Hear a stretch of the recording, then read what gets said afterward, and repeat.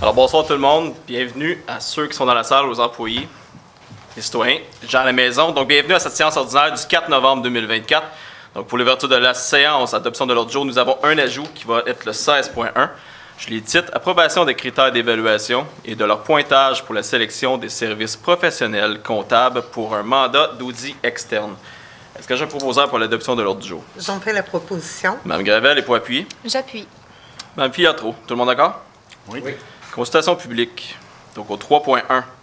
Amendement du règlement de zonage numéro 2013-739 afin d'agrandir la zone CB-205-1 à même une partie de la zone HB-207, soit pour y inclure le lot 6 593 198 et autres modifications dans la zone CB-205-1.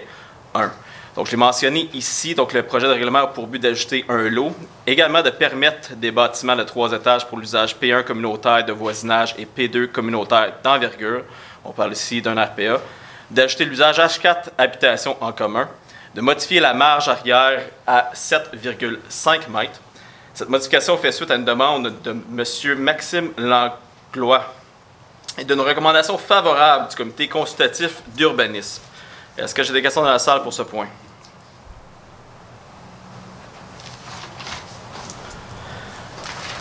Au 3.2, amendement du règlement relatif au plan d'implantation et d'intégration architecturale numéro 2013-742 afin d'ajouter l'article 3.3 PIA 30 secteur ORH. Donc, ce projet de règlement a pour but d'assurer le redéveloppement du secteur du site de l'Office régional d'habitation d'Argenteuil en cohérence avec un milieu bâti situé à proximité. Notamment, les bâtiments devront s'inspirer de l'architecture des bâtiments typiques de la chute et le concept élaboré devra proposer des aménagements favorisant la mobilité active entre les bâtiments en lien avec le parc Ayers et le réseau cyclable existant à proximité. Pour ce qui est de l'architecture, le PIA favorise l'emploi de la brique d'argile rouge avec des matériaux de couleur sobre. Cette architecture devra tirer son inspiration des bâtiments patrimoniaux de la ville de la Chute. Le PIA 30 s'applique aux immeubles de la zone HC-228, le tout tel qu'indiqué sur la carte que vous avez à l'écran. Cette modification est l'initiative du conseil municipal.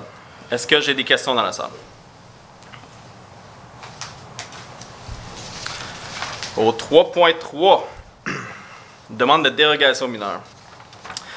Donc 3.3.1 pour le lot 3 037 493, c'est au 359 avenue d'Argenteuil dans la zone HP-343. Donc j'ai plusieurs points ici. Donc c'est afin de permettre de réduire la superficie totale du lot à 439,21 mètres carrés, alors que la grille de zonage de la zone du règlement de zonage 2013-739 prévoit une superficie minimale de 500 mètres carrés, afin de permettre de réduire le frontage du lot à 13,95 mètres carrés, pardon, pas carrés, mètres, alors que la grille de zonage de la zone du règlement de zonage 2013-739 prévoit un frontage minimal de 17 mètres, également afin de permettre l'implantation du bâtiment principal avec une marge de 4 mètres quand à l'emprise de la rue Kenny, alors qu'à la grille de zonage de la zone HP-343 du règlement prévoit une marge minimale de 6 mètres. Aussi afin de permettre l'aménagement d'une case de stationnement à 0,8 mètres de l'emprise de la rue, alors que l'article 7.1.7 du règlement de zonage numéro 2013-739 prévoit une distance minimale de 2 mètres entre un espace de stationnement et l'emprise de rue, afin de permettre l'aménagement d'une case de stationnement à 0,5 mètres de la limite de propriété, alors que l'article du règlement de zonage prévoit une distance minimale de 0,6 mètres entre un espace de stationnement et la limite de la propriété. Et finalement, afin de permettre que l'entrée charretière ait une largeur de 3 mètres, alors que l'article du règlement de zonage prévoit une largeur minimale de 3,5 mètres pour une entrée charretière pour les emplacements résidentiels. Ici, c'est pour un projet de construction d'un triplex, mais j'ai une recommandation défavorable du CCU. En fait, on le voit ici, le tout est dérogatoire. Donc, on viendra entériner ce soir une recommandation défavorable. Est-ce que j'ai des questions?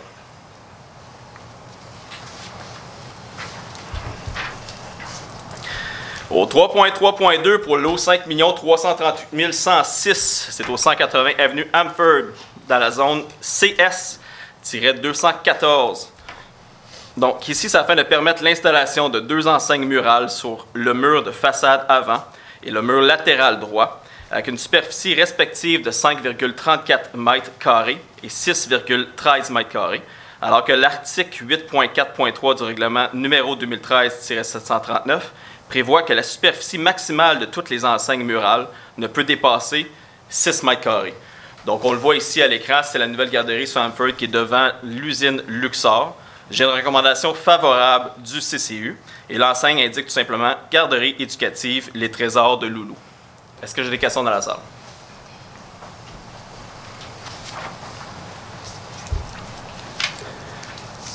Au 3.3.3 pour le lot 3 039 120, c'est au 625 rue Watson dans la zone HA-411. Donc ici, c'est afin de permettre que l'élargissement de l'accès à l'aire de stationnement excède de 3,5 mètres de largeur du garage attenant au bâtiment principal, alors que l'article 7.1.6 du règlement de zonage numéro 2013-739 prévoit que la largeur de l'accès de l'aire de stationnement ne peut excéder la largeur du garage attenant au bâtiment principal. Donc, si j'ai une recommandation favorable du CCU conditionnelle à ce que le demandeur procède au pavage de la nouvelle section de l'aire de stationnement. On l'est ici à l'écran. Est-ce que j'ai des questions?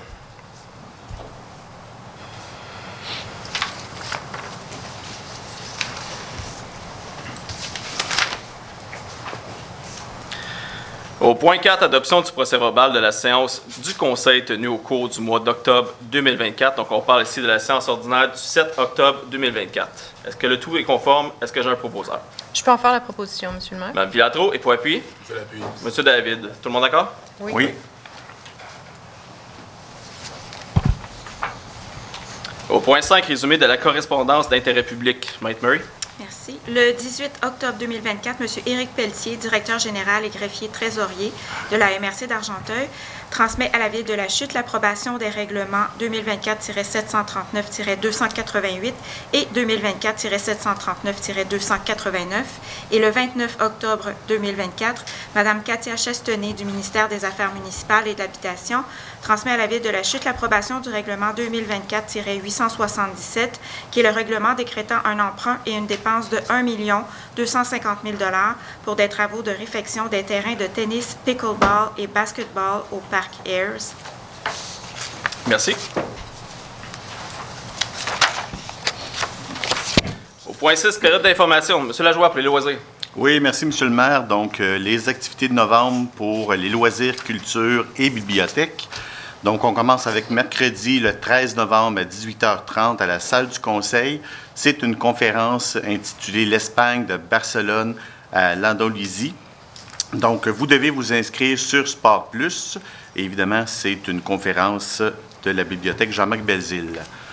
Deuxième activité, donc c'est un atelier qui se déroulera le 16 novembre prochain de 14h à 16h, toujours à la salle du Conseil. Et l'atelier se nomme « Lettres attachées » de Christine Brouillette. Encore une fois, l'inscription se fait en ligne sur Sport Plus. Pour la famille, donc nous avons le vendredi 22 novembre à 19h à la salle Cécile Vaugeas de la Polyvalente Lavigne.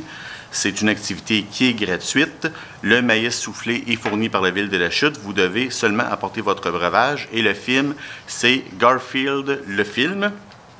Et dernière activité pour le mois de novembre, c'est le défilé du Père Noël qui se fera le 6 décembre prochain dès 18h30. Alors, vous pouvez aller voir sur le site Internet de la Ville de la Chute au lachute.ca défilé, ou vous pouvez aussi vous informer via la page Facebook de la Ville de la Chute.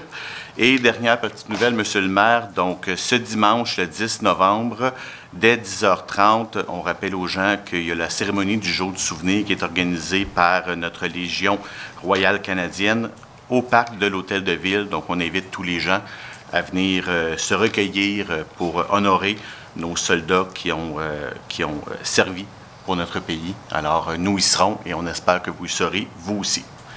C'est tout, Monsieur le maire. Merci. Donc, première période de questions. J'ai reçu une question écrite donc de M. Stéphane Paré. qui est conseiller syndical basé à Montréal du Syndicat canadien de la fonction publique, qui nous questionne sur la démarche de négociation qui est en cours présentement avec le syndicat des cols blancs. Vous êtes ici présents ce soir. Sachez, premièrement, au nom du Conseil, qu'on reconnaît fortement l'importance des conditions de travail de nos employés. Ça va de soi, c'est sûr et certain. On a été mis au courant avec le comité d'administration ainsi que le conseil municipal de toutes les démarches tout au long des négociations depuis avril. On sait très bien que la convention collective est échue depuis janvier. Sachez que le conseil est au courant de toutes les offres qui ont été faites. On a reçu également le communiqué nous indiquant la position du syndicat. Nous avons, je tiens à le réitérer, entière confiance aux deux représentants, qui sont les employés municipaux, qui siègent sur le comité de négociation ainsi que notre consultant. Donc, on ne négociera pas sur la voie publique. Vous le savez très bien que ce n'est pas la façon de faire. On a bien entendu votre message. On est encore ouvert à la discussion, et je tiens à le dire. Mais pour faire preuve de sérieux, vous savez très bien, vous questionnez sûrement le pourquoi, mais pour faire preuve de sérieux, le Conseil a décidé de demander à l'administration de mandater un médiateur pour aller en médiation pour se rapprocher. Donc, c'est la position du Conseil présentement. Et vous pouvez prendre parole si vous voulez, parce qu'on est rendu à la première période de questions et vous avez droit de parole. Est-ce que j'ai des questions dans la salle?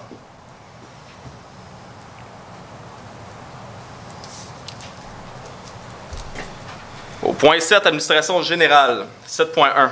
Dépôt du rapport du directeur général selon l'article 10.2 du règlement sur la gestion contractuelle. C'est un dépôt. Au 7.2, dépôt accusé de réception du formulaire de déclaration des intérêts pécuniaires d'un membre du Conseil, soit Mme Guylaine Cyr-Desforges. Maître Murray. Alors, en ma qualité de gardienne des archives de la Ville de la Chute et secrétaire du Conseil, j'accuse réception, au nom du Conseil, du formulaire de déclaration des intérêts pécuniaires de Mme la conseillère Guylaine Cyr-Desforges. Je rappelle aux membres du Conseil qu'ils doivent m'aviser par écrit de tout changement significatif apporté aux renseignements contenus dans leur déclaration, et ce, dans les 60 jours suivant le changement. Merci. Donc, au 7.3, révision de la reconnaissance aux fins d'exemption des taxes foncières au centre source d'Argenteuil pour l'immeuble situé au 446 rue Sydney. Monsieur David. Donc, le titre est assez clair. Hein, je dirais que c'est pour une révision au niveau d'exemption des taxes foncières du centre aux sources. Puis, il y a toute une mécanique là, avec la commission municipale du Québec. Donc, la commission, comme je viens de le dire, s'est adressée à la Ville de la Chute le 6 septembre 2024 pour connaître son opinion, l'opinion du conseil municipal à l'égard de cette demande d'exemption au niveau des taxes. Donc, il est proposé que le conseil municipal en support, tout en s'en remettant à la décision à venir de la Commission municipale du Québec, indique qu'il ne s'oppose pas à la demande de révision de la reconnaissance aux fins d'exemption des taxes foncières du centre aux sources d'Argenteuil pour l'immeuble situé au 546 rue Sydney et ne requiert pas d'audience à cet effet. Merci. Et peut-être qu'on pourrait préciser, juste pour le bénéfice des citoyens, le centre aux sources, les services sont offerts, on l'a ici. Donc, offre des activités sociales ou récréatives à des adultes ayant ou ayant des problèmes de santé mentale et qui sont souvent défavorisés ou en difficulté ou à risque de l'être. Donc, je pense que c'est important d'appuyer ces organismes-là. Ouais. Donc, proposé par M. David et pour appuyer. Je vais appuyer, M. Larose, tout le monde d'accord? Oui. Au 7.4, autorisation de signature du contrat de cession du réseau d'aqueduc et de servitude de passage dans le projet intégré de Cité du Grenoble, phase 1. M. David. Ici, c'est relié à la construction du réseau d'aqueduc, comme vous l'avez dit, du projet intégré Cité Grenoble, phase 1, situé entre le boulevard Bradford et la rue de Grenoble, qui est complété par un promoteur. Donc, ici, il est proposé que le conseil municipal autorise le maire et la greffière à signer les documents requis pour la cession du réseau d'aqueduc en plein milieu du projet, ainsi que la création d'une servitude de passage sur une partie du lot, 6 365 483 du cadastre du Québec en faveur de la Ville de la Chute dans le projet intégré de Cité Grenoble phase 1, tel que soumis par le notaire Thibodeau, que des frais et honoraires de préparation et de publication de l'acte notarié, ainsi que ceux de l'arpenteur géomètre, soient à la charge du promoteur. Merci. Donc, proposé par M. David et pour appuyer. Je vais appuyer. M. Lajoie, tout le monde d'accord? Oui. Au 7.5, octroi de contributions financières. Monsieur Lajoie. Merci, Monsieur le maire. Donc, comme de façon mensuelle, le conseil municipal reçoit diverses demandes d'aide financière provenant d'individus ou d'organismes de son milieu. Évidemment, nous analysons de façon très rigoureuse chaque demande qui nous sont présentées. Et évidemment, nous sommes très heureux de façon récurrente d'offrir de l'aide aux organismes qui sont évidemment très présents chez nous et qui sont si importants aussi pour la population de la Chute et des environs. Alors, le conseil municipal accorde une aide ponctuelle et non récurrente aux organismes individus, à même le poste soutien au développement social et communautaire loisirs. Alors, nous sommes très heureux d'octroyer un montant de 15 000 $ au Centre d'entraide d'Argenteuil dans le cadre de la Guignolée 2024. Et nous, le conseil municipal accorde également une aide financière ponctuelle et non récurrente aux organismes, individus et projets suivants, à même le poste réception de dons législation. Alors, vous aurez compris que nous avons 2 programmes pour aider nos organismes. Alors, on y va avec un 9 000 $, toujours au Centre d'entraide d'Argenteuil dans le cadre de la Guignolée 2024, à titre de montant supplémentaire accordé cette année en raison du contexte économique plus difficile pour les citoyens. Un montant de 3 000 $ à l'organisme Réchappé à titre d'appui supplémentaire pour l'année 2024 et à même le poste soutien au bénévolat loisirs, nous octroyons 500 $ à Loisirs Laurentides pour le Fonds de l'athlète des Laurentides pour des athlètes boursiers 2025. À cela s'ajoutent 3 autres demandes. Donc, une première demande, on octroie un montant de 250 $ à l'autrice et comédienne Marie-Lou Leblanc pour la pièce de théâtre L'Appel du lac. Un montant de 2 000 $, je vous l'ai expliqué tantôt, Monsieur le maire, pour la cérémonie du jour de souvenir à la Légion royale canadienne, donc un montant de 2 000 $. Et finalement, un montant de 18 812,68 $ à la MRC d'Argenteuil, qui est une compensation pour les services municipaux pour la gare historique de la Chute.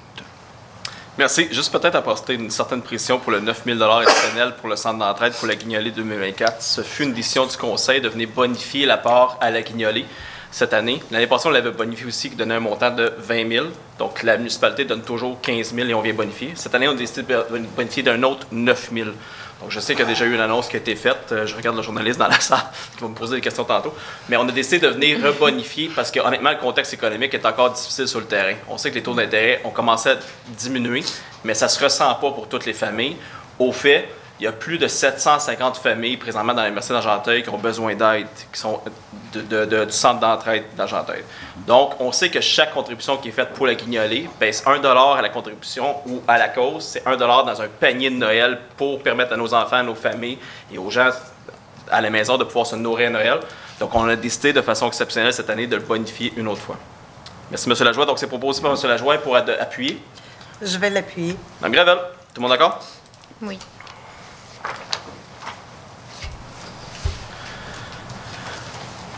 Au 8.1, compte à payer, fonds d'administration et fonds d'immobilisation. Approbation des listes des comptes à payer en date du 4 novembre 2024. Monsieur Lajoie.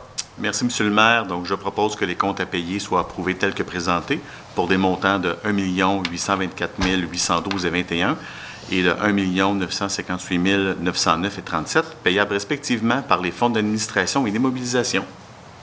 Merci. Donc, proposé par M. Lajoie et pour appuyer. Je vais l'appuyer. Mme Gravel, tout le monde d'accord? Oui. Au 8.2, radiation des comptes à recevoir, facturation diverses. M. Lajoie. Merci, M. le maire. Donc, je propose que le conseil municipal autorise la radiation des comptes à recevoir ainsi que les intérêts y afférents, tels que présentés à l'annexe 1 de la présente résolution pour un montant total en capital de 39 790,13, qui a déjà fait l'objet d'une provision pour mauvaise créance au cours des années précédentes au poste 05-812-10-000. Merci. Donc, proposé par M. Lajoie et pour appuyer. Je vais l'appuyer. M. Larose, tout le monde d'accord? Oui. Au 8.3, renonciation de soldes non empruntés et annulation de plusieurs soldes résiduaires. Donc ici, c'est tout simplement des soldes résiduaires de règlement d'emprunt qu'on a déjà empruntés. Vous savez, dans le contexte financier municipal, lorsqu'on emprunte, en fait, lorsqu'on fait un règlement d'emprunt, donc lorsqu'on emprunte pour un projet, on doit dédier ces sommes exclusivement à ce projet. Donc, souvent, le projet coûte soit moins cher ou moins cher que le règlement d'emprunt qu'on avait prévu. Donc, il y a toujours un solde résiduaire. Eh bien, on a pris la décision, en fait, la MAMACH aussi nous demande de le faire, donc c'est de renoncer à ces soldes résiduaires qui ne pourraient pas être utilisés de toute façon pour autre chose parce qu'ils sont associés à des projets spécifiques.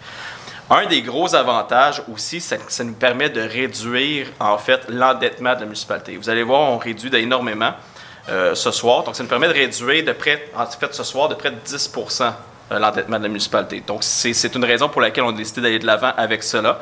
C'est une bonne gestion financière de le faire aussi. Alors, il est proposé que la Ville modifie les règlements identifiés à l'annexe datée du 4 novembre 2024. Il est également proposé que la Ville informe le ministère des Affaires municipales et de l'Habitation que le pouvoir d'emprunt des règlements identifiés à l'annexe ne sera pas utilisé en totalité en raison des modifications apportées à ces règlements par la présente résolution et que, le cas échéant, les quotes-parts versées par les promoteurs ou les sommes reçues des contribuables en un seul versement pour le paiement de leur part en capital.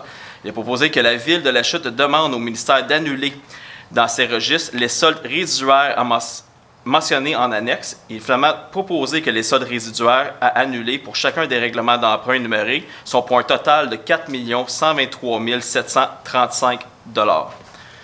Est-ce que j'ai un proposeur? Je vais en faire la proposition, M. le maire. Monsieur Lajoie, et pour appuyer? Je vais appuyer. Mme Fiatro, tout le monde d'accord? Oui. Au 8.4, financement d'emprunts municipaux pour divers règlements, donc résolution de concordance et de courte échéance relativement à un emprunt par obligation au montant de 5 570 000 qui sera réutilisé le 18 novembre 2024. Donc, je l'ai mentionné dans le titre au niveau du montant. Donc, ici, c'est tout simplement un refinancement de certains règlements d'emprunt. Alors, il est proposé que le règlement d'emprunt indiqué soit financé par obligation conformément à ce qui suit. Les obligations, soit une obligation par échéance, seront datées du 18 novembre 2024. Les intérêts seront payables semi-annuellement, le 18 mai et le 18 novembre de chaque année. Les obligations seront immatriculées au nom de Services de dépôt et de compensation CDS et seront déposées auprès de CDS. Il est proposé que les obligations soient signées par la trésorière. La Ville de la Chute, tel que permis par la loi, a mandaté CDS afin d'agir en tant qu'agent financier authentificateur et les obligations entreront en vigueur uniquement lorsqu'elles seront authentifiées. Et finalement, il est proposé que, en ce qui concerne les amortissements annuels de capital prévus pour les années 2030 et suivantes, le terme prévu dans les règlements d'emprunt soit plus court que celui originalement fixé, c'est-à-dire pour un terme de 5 ans à compter du 18 novembre 2024. Est-ce que j'ai un proposeur? Je peux en faire la proposition. Monsieur David est pour appui. Je vais appuyer. Monsieur Larose, tout le monde d'accord? Oui. Greffe, donc 9.1, autorisation de destruction de documents inactifs 2022 et 2023, archives de la Ville de la Chute. Madame Gravel. Merci, Monsieur le maire. Considérant les dispositions de l'article 88 de la Loi sur les cités et villes, exigeant une permission du Conseil municipal pour le dessaisissement de documents faisant partie des archives de la municipalité, considérant que dans le cadre de l'application du calendrier de conservation de la Ville de la Chute, la durée de conservation des documents pour destruction est échue, et considérant les listes soumises et signées par M. Benoît Gravel, directeur général, le 29 octobre 2024, lesquels indiquent l'ensemble des documents à détruire dans les archives de la Ville de la Chute pour les années 2022 et 2023. En conséquence, je propose que le Conseil municipal entérine les listes de documents à détruire datées du 23 juillet 2024 relativement aux archives de la Ville de la Chute pour les années 2022 et 2023. Que le Conseil municipal autorise la greffière de la Ville de la Chute à se dessaisir des documents mentionnés sur ces listes et à signer les documents nécessaires à cette destruction. Merci. Donc, proposé par Mme Gravel et pour appuyer. Je vais appuyer. Mme Filatro, tout le monde d'accord? Oui. Oui. Au 9.2, autorisation de destruction de documents inactifs 2022-2023 pour la Cour municipale. Mme Gravel. Merci, Monsieur le maire. C'est la même procédure, sauf que cette fois-ci, c'est pour la Cour municipale. Donc, c'est en vertu des dispositions de l'article 88 sur les cités et villes. Les listes soumises et signées par Maître Marie-Josée Rousseau, greffière de la Cour municipale, et M. Benoît Gravel, directeur général, le 29 octobre 2024, lesquels indiquent l'ensemble des documents à détruire dans les archives de la Cour municipale pour les années 2022 et 2023. Alors, en conséquence, je propose que le Conseil municipal entérine les listes de documents à détruire datées du 23 juillet 2024 relativement aux archives de la Cour municipale pour les années 2022 et 2023 et que le Conseil municipal autorise la greffière de la Cour municipale commune de La Chute à se dessaisir des documents mentionnés sur ces listes et à signer les documents nécessaires à cette destruction. Merci. Proposé par Mme Gravel. Il faut appuyer. Je vais appuyer encore une fois. Mme Viatro, tout le monde d'accord? Oui. Au niveau des réglementations, donc 10.1, dépôt de certificat quand la procédure d'enregistrement tenue les 23 et 24 octobre 2024 concernant le règlement 2024-877. Donc ici, c'est le règlement décrétant un emprunt et une dépense de 1 250 000 pour les travaux de réfection des terrains de tennis, pickleball et basketball pour le Parkers. Ici, le nombre de demandes faites est de 0. Donc, en conséquence, le règlement est réputé approuvé par les personnes habiles à voter. C'est un dépôt. Au 10.2, adoption du règlement concernant les rejets dans les réseaux d'égouts de la Ville de La Chute. Donc, si la Ville de La Chute a la volonté de réglementer la qualité des rejets dans son réseau d'égouts, mais aussi dans les égouts pluviaux. Donc, ici, en fait, il y avait déjà une réglementation, mais on vient la raffermer, on vient ajouter certaines contraintes. Donc, juste à titre d'exemple, on vient ici réglementer les eaux de surface, de drainage des toits ou de fondation qui doivent être acheminées dans les réseaux pluviales. On vient ici définir les liquides interdits, les limites de température, le pH et les contaminants. On vient régir le débit d'eau usé d'un établissement commercial ou industriel et on vient définir les méthodes de surveillance et les sanctions applicables. Il y a plusieurs autres mesures qui vont dans ce sens. Donc, le tout, c'est tout simplement pour améliorer l'eau qui est déversée au niveau de nos bassins et les pluviaux. Donc, vous savez très bien, lorsqu'on envoie de l'eau dans les pluviaux, dans les bassins, on doit la traiter. Il y a un coût à ça. Donc, est-ce que j'ai un proposeur? On va faire la proposition. M. David est pour appuyer. Je vais appuyer. M. Larose, tout le monde d'accord? Oui. Au 10.3, en fait, 10.3 jusqu'à 10.9, c'est en lien direct avec le plan de développement qui avait été présenté à maintes reprises. Donc, 10.3, adoption du règlement amendant le règlement sur l'application des règlements d'urbanisme numéro 2013-739 afin d'inclure certaines définitions. Est-ce que j'ai un proposeur? J'en fais la proposition. M. Larose est pour appuyer. Je vais appuyer. M. Lajoie, tout le monde d'accord? Oui. Au 10.4, vous voyez ici, c'est les 192 grilles de zonage. Là.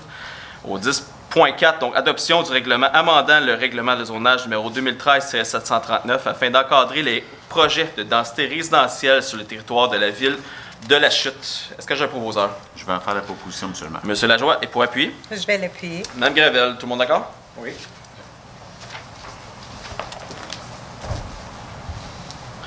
Au 10.5, adoption du règlement amendant le règlement relatif au plan d'implantation et d'intégration architecturale numéro 2013-742 afin de modifier le PIA 05 avenue Béthanie. Est-ce que j'ai un proposeur? J'en fais la proposition. Mme Gravel est pour appuyer. J'appuie. Mme Filiatro, tout le monde d'accord? Oui. Au 10.6, adoption du règlement amendant le règlement relatif au plan d'implantation et d'intégration architecturale numéro 2013-742 afin de modifier le PIA 06 qui est la rue Lafleur. Est-ce que j'ai un proposeur? Je vais en faire la proposition, M. le maire. Mme Filiatro est pour appuyer. Je l'appuie. M. David, tout le monde d'accord? Oui. Oui. Au 10.7, adoption du règlement amendant le règlement relatif au plan d'implantation et d'intégration architecturale numéro 2013-742 afin de modifier le PIA 07 avenue Argenteuil. Est-ce que j'ai un proposeur? Je vais faire la proposition. M. David est pour appuyer. Je vais appuyer. M. Larose, tout le monde d'accord? Oui. Au 10.8, adoption du règlement amendant le règlement relatif au plan d'implantation et d'intégration architecturale numéro 2013-742 afin de modifier le PIA 15, projet immobilier d'envergure, afin d'y inclure les bâtiments de grande hauteur. Est-ce que j'ai un proposeur? J'en fais la proposition. M. Larose est pour appuyer. Je vais appuyer, M. le maire. M. Lajoie, tout le monde d'accord? Oui.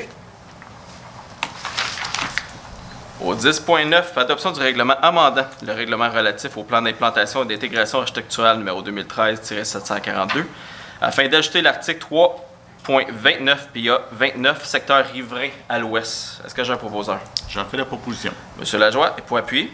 Je vais l'appuyer. Mme Gravel, tout le monde d'accord? Oui.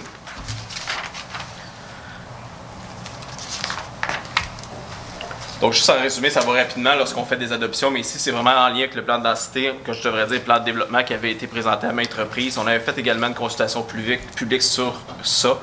Donc, ici, c'est la création de certaines zones pour réduire la densité. On a également créé des zones à l'extérieur, donc loin des quartiers résidentiels, pour permettre une certaine densité. On est venu réduire la hauteur permise un peu partout dans la municipalité. On est venu également permettre le zonage incitatif. Le zonage incitatif, c'est quoi? Dans une zone où le 3 étages est permis, vous voulez du 4, et bien tout simplement, ça va prendre des conditions. On demande du logement abordable. On est venu permettre également les UHA, unités d'habitation accessoires, qui va favoriser l'intergénérationnel et aussi l'accès à la propriété. Donc, c'est plusieurs petites mesures comme ça qui ont été modifiées tout simplement à l'ensemble de la ville. C'est 192 grilles de zonage qui ont été modifiées pour mieux encadrer le développement dans la municipalité.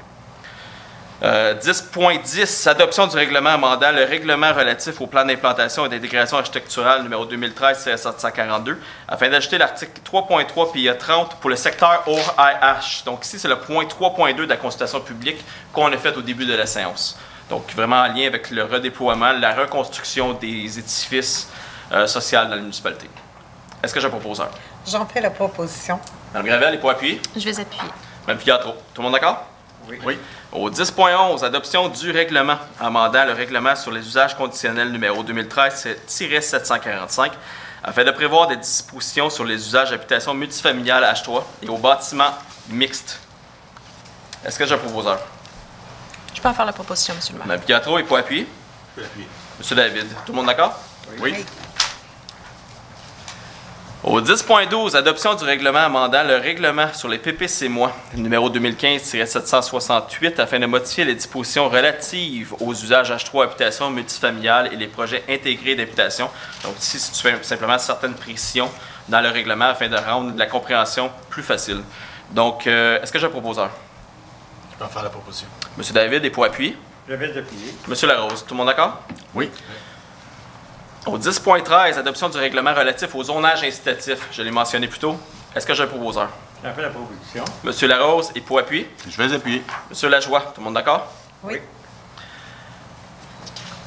Au 10.14, amendement du règlement de zonage numéro 2013-739 afin d'agrandir la zone CB-205-1 à même une partie de la zone HP-207, soit pour y inclure le lot 6 593 198 et autres modifications dans la zone CB-205-1. Ici, c'est en lien avec le point 3.1 de la séance publique de ce soir qu'on a discuté en début de séance. Donc, au 10.14.1, adoption d'un second projet de règlement. Est-ce que j'ai un proposeur? Je vais en faire la proposition. Monsieur Lajoie, et pour appuyer? J'appuie la proposition. Mme Gravel, tout le monde d'accord? Oui. C'est donc adopté. Au 11, ressources humaines. 11.1, nomination au poste de conseillère santé et sécurité et autorisation de signature du contrat de travail. Monsieur David.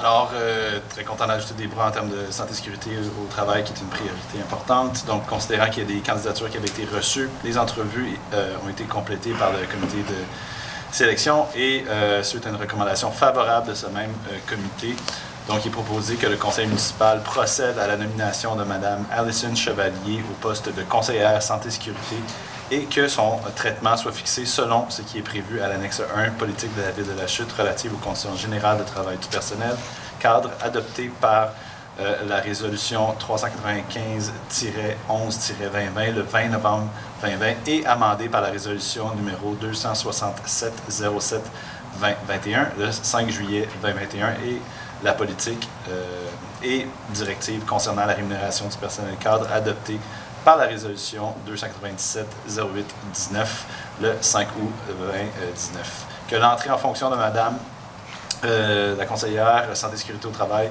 soit fixée au 25 novembre 2024 et finalement que le conseil autorise le directeur général et le directeur des services des ressources humaines à signer tel que présenté substantiellement le contrat de travail entre la Ville de la Chute et Mme Alison Chevalier. Bienvenue à Alison dans l'équipe. Oui, effectivement. Donc, présenté. Proposé par M. David, pardon. Et pour appuyer? Je vais appuyer. M. Larose, tout le monde d'accord? Oui. 11.2, autorisation de signer un contrat de travail d'employé actuel. Donc, ici, les exigences du poste ont été modifiées. Donc, on doit modifier le contrat de travail pour respecter la modification qui a été faite selon les nouvelles exigences. Alors, il est proposé que les modifications apportées au contrat de travail soient rétroactifs en date du 5 août 2024. Également proposé que le Conseil autorise le directeur général et le directeur des services des ressources humaines à signer, tel que présenté substantiellement, le contrat de travail entre la Ville de la Chute et l'employé numéro 1 00 00 089. Est-ce que j'ai un proposeur? Je fais la proposition. M. Larose, et pour appuyer? Je vais appuyer. M. Lajoie, tout le monde d'accord? Oui.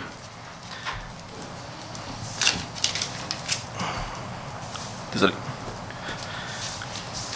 Au 11.3, mandat de service professionnel au carrefour du capital humain de l'UMQ, qui est l'Union des municipalités du Québec, pour la négociation de la convention collective des cols bleus. Monsieur David.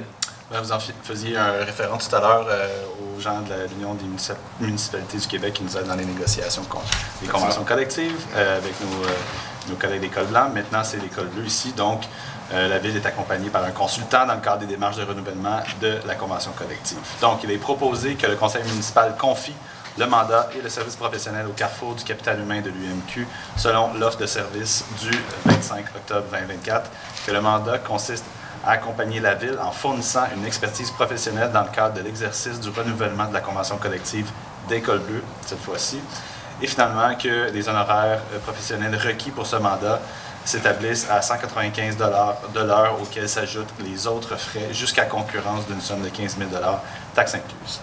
Merci. Proposé par M. David. Et pour appuyer? Je vais appuyer. M. Larose, tout le monde d'accord? Oui. Oui. Travaux publics et génie. Donc, 12.1. Dépôt du rapport annuel 2023 sur la gestion de l'eau potable. C'est un dépôt.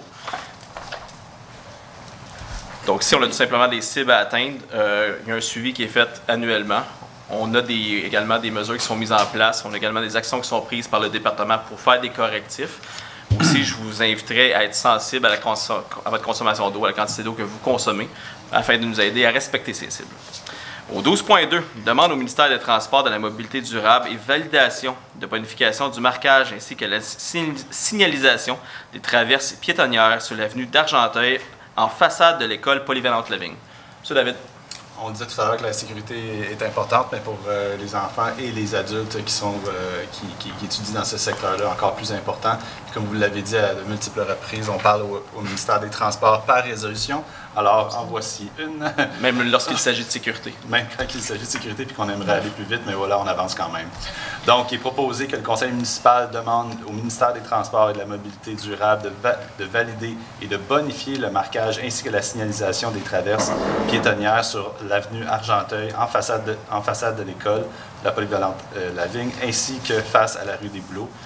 Et que le conseil municipal autorise M. Benoît Gravel, directeur général, et ou M. Pascal Larocque, directeur des services des travaux publics, à signer pour et au nom de la Ville tout document relatif à cette demande. Et si vous regardez à l'écran, pour les gens dans la salle et à la maison, vous voyez les 3 secteurs avec les ronds où est-ce que les traverses, on demande que les traverses soient installées. Voilà. Il y a une priorisation qui va être faite au niveau de la traverse de la piste cyclable qui est demandée par la Sûreté du Québec du poste d'Argenteuil. Donc, on a une commission sur la sécurité publique, permettez-moi d'ajouter, la commission de la sécurité publique qui est à la MRC d'Argenteuil, où je siège, Mme Guylaine Desforges, l'ASQ et des représentants de la MRC. Et c'est l'ASQ qui a fait cette requête de venir sécuriser ça pour leur permettre de mieux intervenir. Dans le fond, ils demandent vraiment, comme la résolution dit, des signalisations, du marquage, parce que c'est réellement un tronçon qui est dangereux. Donc oui, on va venir travailler sur les 3, on demande pour les 3, mais une priorisation sur celle qui est en face de Desbouleaux. Donc, proposé par M. David et pour appuyer. Je vais appuyer. M. Larose, tout le monde d'accord? Oui. Au 12.3, autorisation de signature d'une entente avec Hydro-Québec relative à une demande d'alimentation sur le tronçon du boulevard Tessier et de l'avenue Argenteuil. Donc ici, les travaux qui auront lieu, qui vont être faits par Hydro-Québec, à coût nul pour la municipalité, je tiens à le dire, ça ne coûte absolument rien à la population. Donc, c'est le retrait de 2 ancres et un ajout d'un poteau mi-porté pour libérer l'emprise pour la construction d'un trottoir. Donc, c'est en face des HLM, si je pourrais dire, sur Tessier. Il n'y a pas de trottoir à ce niveau-là. Il faut installer un trottoir parce que le trottoir est sur la partie sud de Tessier au complet, sauf pour ce tronçon-là. Donc, pour que ça soit logique et sécuritaire, on fait la demande d'installer, en fait, d'avoir accès à assez de terrain à l'emprise pour installer un trottoir. En conséquence, Hydro-Québec doit venir déplacer des ancres. Ils ont accepté de le faire à coût nul. Alors, il est proposé que le conseil municipal autorise la signature de l'entente avec Hydro-Québec relative à la demande de déplacement et ou enfouissement d'une portion du réseau de distribution situé sur le tronçon du boulevard Tessier et de l'avenue Argenteuil C'est pas indiqué à l'écran, hein, André? Excusez. Juste pour que ce soit clair pour tout le monde. Et il est également proposé que le conseil municipal autorise Mme Lilia Tigling, directrice service du génie, à signer l'entente au nom de la ville de Lachute. Est-ce que j'ai un proposeur? Après la proposition. M. Larose, et pour appuyer? Je les appuie, M. le maire. M. Lajoie, tout le monde d'accord? Oui. Au 12.4, mandat du service professionnel d'ingénierie pour les travaux de réfection de surface du centre-ville. C'est une grosse annonce. En fait, ici, c'est seulement les services professionnels d'ingénierie, mais en fait, ça vient avec un investissement majeur qu'on va vous annoncer bientôt. C'est pour faire, en fait, tout ce qui est en surface du centre-ville. Ça fait 3 ans qu'on vous en parle, mais là, on est prêt à l'annoncer. Donc, si on parle de quoi? On parle tout simplement des trottoirs, on parle de la maçonnerie, on parle des fosses pour les arbres, on parle des arbres également, on va venir verdir. On parle également des traverses. Donc, c'est une grande demande qu'on a eue, non seulement des commerçants, mais aussi des usagers, de nos citoyens. Et puis, on est content de dire que dès l'année prochaine, il y a des travaux qui vont commencer. Donc, la première étape, c'est de mandater une firme pour faire les plans et devis d'ingénierie. Et par la suite, on va venir octroyer un contrat pour la réalisation des travaux. Et c'est là que vous allez voir l'annonce avec tous les détails. Et ça devrait se faire assez prochainement parce que le conseil municipal et l'administration, en fait, sur ce dossier, souhaitent que ça bouge rapidement dès l'année prochaine. Alors, il est proposé que le conseil municipal mandate groupe Civitas pour un service professionnel d'ingénierie pour des travaux de réfection de surface du centre-ville comme suit. Donc, 112 000 taxes en su pour la préparation des plans et devis, estimation des coûts, appel d'offres et analyse des soumissions, et que cette dépense soit pourvue par une affectation de l'excédent affecté, études et avant-projet. Également proposé, en fait, c'est 60 350 taxes en su pour les surveillances de chantier, conditionnement à l'adjudication du contrat pour la réalisation des travaux, le tout conditionnel à l'approbation du règlement d'emprunt par le ministère des Affaires municipales et de l'Habitation et à l'autorisation du service du génie de commencer cette étape. Et finalement, il est proposé que le conseil municipal entérine le processus de sollicitation choisi dans le cadre de l'appel d'offres pour des services professionnels d'ingénierie pour des travaux de réfection de surface du centre-ville et de mécanismes d'évaluation utilisés. Et je tiens à préciser ici que l'appel d'offres public a été fait le 4 octobre 2024. Et le comité de sélection s'est penché sur les appels d'offres le 29 octobre 2024. Est-ce que j'ai un proposeur? Je peux en faire la proposition, M. le maire. Mme Pietro, et pour appuyer? J'appuie. M. David, tout le monde d'accord? Oui. Au 12.5, approbation pour des travaux. Ça va bien ce soir. Pour des travaux supplémentaires en lien avec des travaux d'infrastructure souterraine sur le chemin Félix-Touchette, secteur industriel Synercité. On l'avait déjà annoncé, des travaux qui ont été faits au niveau des aqueducs pour venir alimenter les terrains. C'est pour le projet Synercité qui est dans le quartier industriel. C'est vraiment Félix-Touchette, passé le quartier industriel de Christini, qui est proche de l'autoroute 50. Et ici, tout simplement, il y a un rehaussement qui est nécessaire en raison d'un conflit avec l'entrée sanitaire et le réseau d'aqueduc, la conduite. Donc, c'est un imprévu, tout simplement. Donc, ça nous demande des frais additionnels pour venir faire ces travaux. Je vous rappellerai ici, c'est que c'est pour la construction de nouvelles usines, la création d'emplois et l'effervescence économique. Alors, il est proposé que le conseil municipal approuve l'avis de changement AC-3 concernant les travaux supplémentaires en lien avec le conflit de l'entrée de services sanitaires avec la conduite d'aqueduc et l'agrandissement des diamètres des conduites au montant de 23 834 044 sous, taxes en su, le tout payable par le règlement d'emprunt 2018-810 tel qu'amendé. Est-ce que j'ai un proposeur? On va faire la proposition. M. David, et pour appuyer? J'avais appuyé. M. Larose, tout le monde d'accord? Oui. Sécurité publique et sécurité incendie. Donc, ici, c'est le dépôt du rapport. Donc, dépôt du rapport mensuel du directeur de service de la sécurité incendie pour le mois de septembre 2024. Donc, un mois assez représentatif pour septembre si on compare avec 2023. Donc, on a un total de 38 interventions. 2023, nous avions 34 interventions. Donc, si j'explique brièvement ceux qui ressortent du lot parmi ces 38 interventions, on a 4 interventions service incendie pour l'entraide demande de renfort. Donc, ça, c'est avec les autres municipalités. 5 interventions pour l'entraide automatique, également avec les autres municipalités. Ensuite, 2 interventions pour les feux de véhicules. 6 interventions pour un accident de la route sans désincarcération. 3 interventions pour les feux, alarmes, incendie, haute humidité ou indéterminée. Et finalement, une intervention pour le sauvetage et réanimation sur nautique. En fait, c'est dans l'eau, sur la rivière du Nord. Donc, juste une petite précision aussi, nous sommes rendus à 476 interventions pour 2024 en date de septembre 2024. L'année passée, c'était 322. Donc, effectivement. Donc, c'est en forte croissance. Donc, notre département sort pratiquement plusieurs fois par jour. On les entend, nous aussi, à l'Hôtel de Ville partir. Mais effectivement, donc c'est de plus en plus de demandes au niveau du service de sécurité incendie. Heureusement, on est rendu avec la garde interne qui est venue aider beaucoup. On a fait l'annonce l'année dernière pour une entrée en vigueur qui était février de cette année. Hein. Exactement. Donc, qui a aidé largement à améliorer la force de frappe de jour lorsqu'on a des pompiers à l'interne. Donc, on est très content de ça, mais on va continuer à investir pour améliorer le service de sécurité incendie. Urbanisme, donc 14.1, dépôt du rapport des permis et inspections pour le mois de septembre 2024. Donc, encore une fois, la reprise du marché n'a pas commencé, donc c'est un mois tranquille. Donc, septembre 2024, 2 demandes d'unifamiliales pour une valeur de 800 000, une demande de multifamiliale pour 2,8 millions de dollars, et finalement 2 demandes de piscine pour une valeur de 59 000 $, donc pour un total de 3,6 millions pour le mois de septembre pour ce qui est des permis de construction.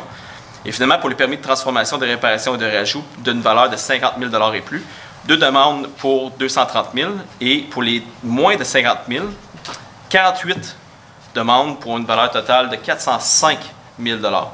Donc, le sous-total pour le permis de transformation, de réparation et de rajout est de 635 000 pour un grand total pour le mois de septembre 2024 à 55 demandes de permis pour une valeur de 4,2 millions. Si on compare à septembre 2023, c'était 5,8 millions. Finalement, au niveau du total des demandes de permis émis en septembre, c'est 68. Total des requêtes reçues, 143. Total des requêtes complétées, 180, donc un rattrapage. Et finalement, total des appels reçus, 119. C'est un dépôt. 14.2. Adoption du procès-verbal de la séance régulière du comité consultatif d'urbanisme tenue le 23 octobre 2024. Monsieur David. Très rapidement, parce qu'on a vu les dossiers tout à l'heure, mais suite aux recommandations du CCU, du comité consultatif d'urbanisme incluses au procès-verbal de la séance régulière tenue le 23 octobre 2024. Donc, en résumé, les dérogations mineures qu'on a vues sur Argenteuil, Amford et sur la rue Watson, considérant aussi les consultations publiques tenues en séance tenante concernant ces différentes demandes-là, les demandes d'approbation de PIA et la demande d'autorisation à la CPTAQ dans le secteur Saint-Jérusalem. Donc, il est proposé que le conseil municipal entérine les recommandations incluses au procès-verbal de la séance régulière du CCU tenue le 23 octobre 2024. Merci. Proposé par M. David et pour appuyer. Je vais appuyer. M. Lajoie, tout le monde d'accord? Oui. Au 14.3, demande d'autorisation à la Commission de protection du territoire agricole du Québec pour le lot 1 849 654. Richard Marnier et Mario Bouchard au 11 chemin Saint-Jérusalem. Donc, si la demande vise à séparer les activités de transformation de viande effectuées dans l'établissement afin de ne pas limiter son approvisionnement à la capacité de production de bovins, bisons de la ferme Grand-Duc. Ici, il y a une modification au schéma d'aménagement révisé de la MRC d'Argenteuil qui est déjà en branle. Donc, les travaux ont déjà commencé au niveau de la MRC. Ici, je vous dirais que l'ajout d'un petit abattoir régional dédié à l'abattage de grands gibiers serait un atout majeur pour la municipalité. On l'a vu justement dans le PDZA, qui est le plan de développement de la zone agricole, qui était une grande demande au niveau des agriculteurs. Alors, pour ça, il a proposé que le conseil municipal appuie la demande d'autorisation à la Commission de protection du territoire agricole du Québec, qui ont appelé la CPTAQ, pour le lot 1 849 654 appartenant à Richard Marnier et Mario Bouchard. Il indique à la Commission qu'il y a de l'espace disponible à l'extérieur de la zone agricole pour réaliser le projet. Est-ce que j'ai un proposeur?